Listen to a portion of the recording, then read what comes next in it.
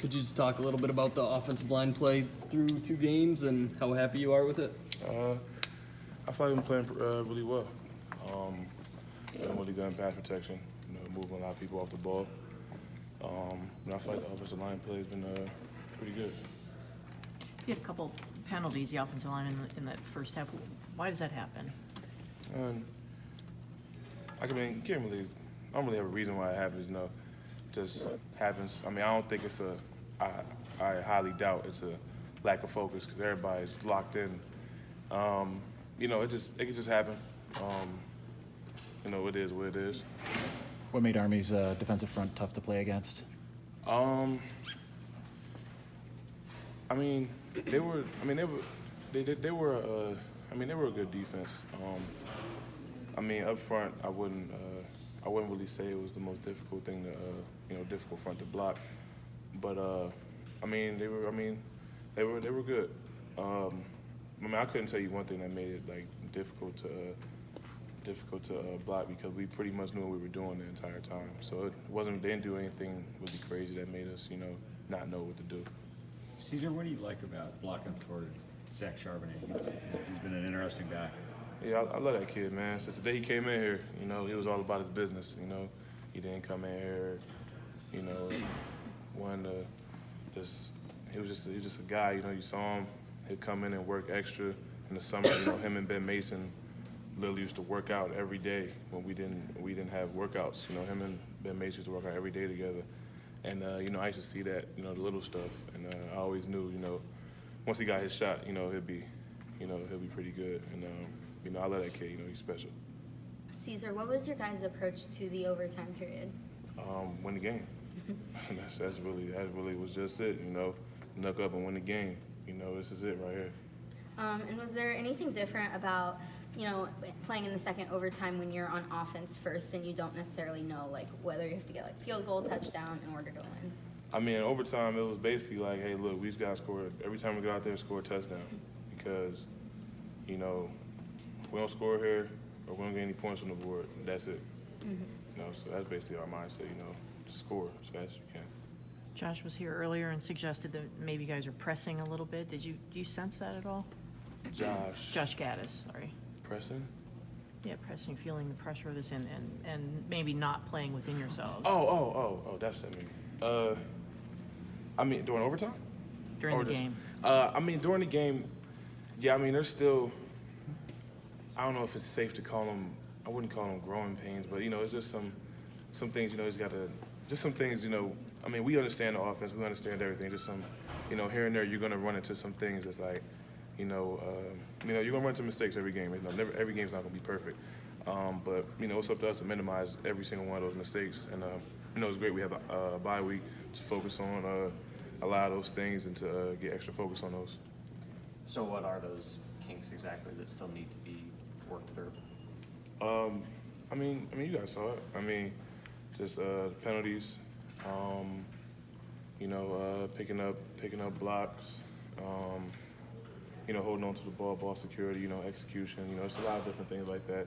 Every single one of those things we understand completely, and we know how to execute every one of those things. That's what we practice every day. It's just, just taking it to the next level and focusing on it more. You know the offense, but is it difficult when you haven't faced, you're in live action and you weren't before that? Is that what you're talking about, growing pains? Is it about getting into that mode? I guess you could say that's why I didn't want to use growing pains. I wasn't sure if that was the right word. No, I don't think growing pains is the right term to use. It's just, I guess it's just adjusting a little bit, Like I said, we all understand the offense. We all understand everything, but it's just, once you get in the game, you gotta understand everything's fast paced and there's no redos. So just understanding that. Cesar, what do you like about playing for Coach Gattis, and how has he impacted you? Since I was in high school, Coach Gattis was a great recruiter. This guy I had a good bond with, and I mentioned this before. With him coming here, I was really excited to have somebody like that, somebody that I knew I could get along with, somebody I knew I could bond with. Calling the plays, and he has a lot of, he has a great, really creative mind, like a mastermind. It's just amazing some things he does that you guys don't see. and it's great. So you know, it's great having. So he was your recruiter for Penn State? Yeah, when he was at Penn State. Yeah. Okay. Johnny Bell said you and Shea were the main ones talking in the second quarter, maybe when the offense is stressing a little bit. What sort of tone did you take, and what was your message to the team in the game? My thing was like, you know, like we can't lose. You know, like we can't lose this team, and we can't keep shooting ourselves in the foot. You know, that was my main message. You know, after I mean, we had a few false start penalties. You know, I had one. You know, balls on the ground a lot. You know, my message was, you know, take care of the football, and you know, you don't get too many chances with the football against this team. So, you know, we got to maximize every opportunity we have with it. I'm not trying to call you out, but the false start on the center and tipping back like that's a little unorthodox. What happened on that? The wind was blowing hard.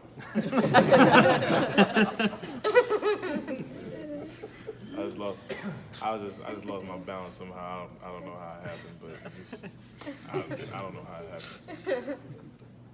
Some of the mistakes that have been brought up, like that penalty or any other penalties or just the fumbles, don't really seem inherent to the new offense. Is that a fair assessment, or does it have something to do with that?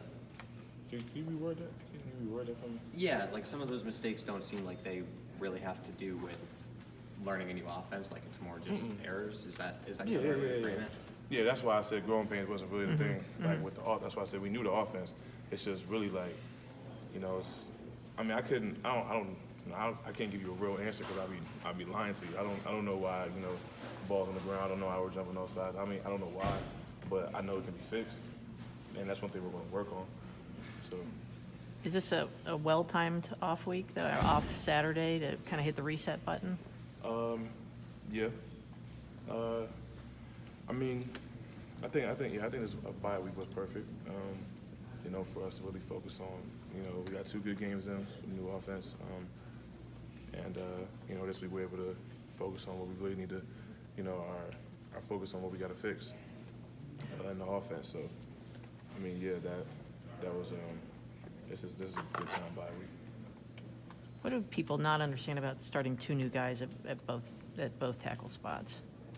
I mean, I think they're playing really well. I mean, both of them, Jalen and Ryan. I'm really, I love both of them. I'm impressed with both of them. They both play their hearts out every game. They go 100% of their practice, and they work their tails off every day.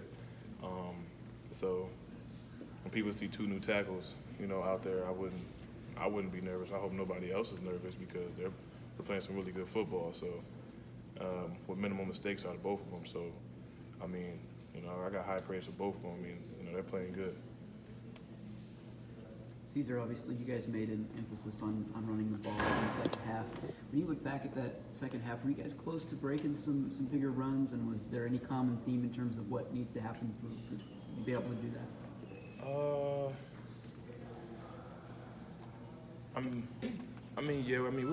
We were close to breaking a couple big runs. We did have a couple nice runs too.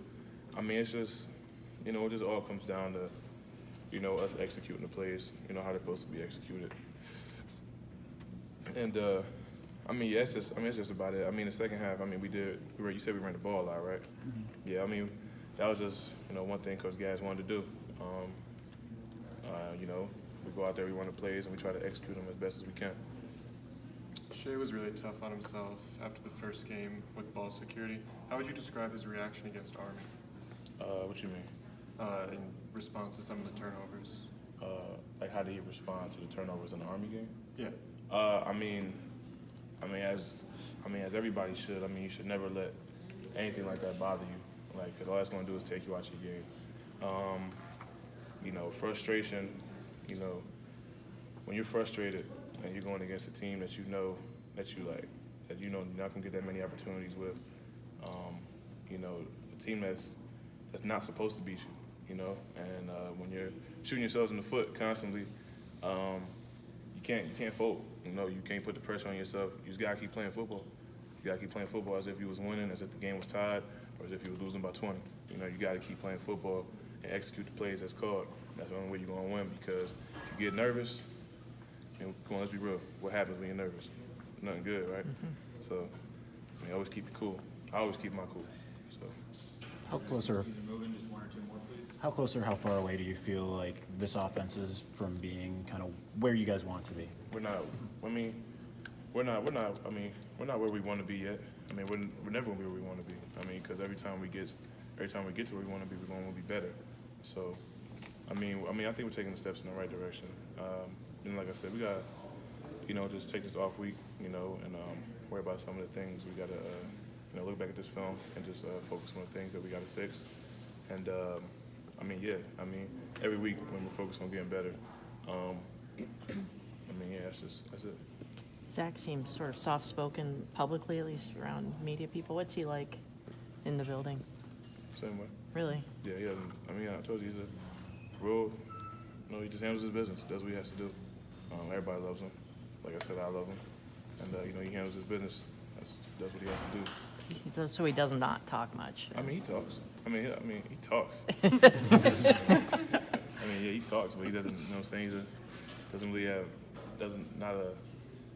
He's not really that guy you're gonna come in and you're gonna hear Zach talking all the time. You're not gonna hear Zach's voice over everybody else's. You know, so.